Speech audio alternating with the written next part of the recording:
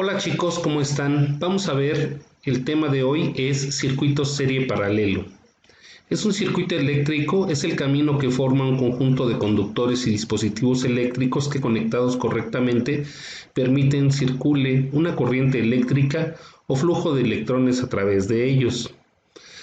Ahora nuestro amigo Teddy tiene diferentes ejercicios para poderlo visualizar.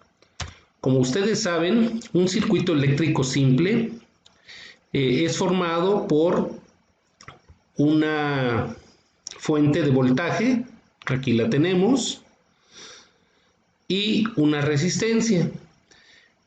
La corriente eléctrica todo el tiempo va a estar circulando a través de la resistencia. Les puse un circuito eléctrico de algo conocido por ustedes que sería un foco. Tenemos el apagador, que sería nuestra fuente eléctrica, los 120 volts que tenemos en casa, y tenemos los conductores que vienen y alimentan al foco. Y entonces aquí tendríamos los 120 volts en estos dos hilos o en esta punta, y obviamente en esta punta que hacemos prender o apagar con el apagador. Tenemos un ejemplo. El circuito de la figura dice que tiene 12 volts y hay 6 ohms. Entonces, ¿cuánto valdrá ahí? Y es la corriente, como ya lo habíamos dicho. Tendríamos que identificar cuál es la función que nos beneficia dentro de las fórmulas para poderla aplicar.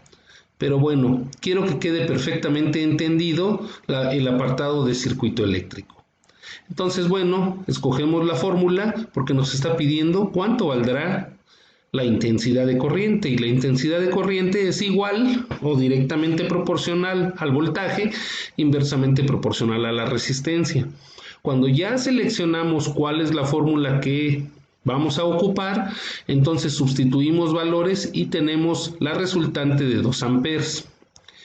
Recuerden por favor que normalmente nos van a poner diferentes voltajes o diferentes valores de resistencia o diferentes valores de corriente, y tenemos que estar identificando qué es lo que vamos a ocupar.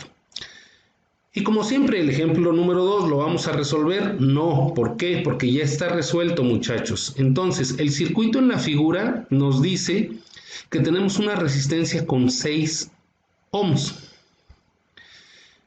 Y una corriente de 2 amperes. ¿Cuál es el valor del voltaje?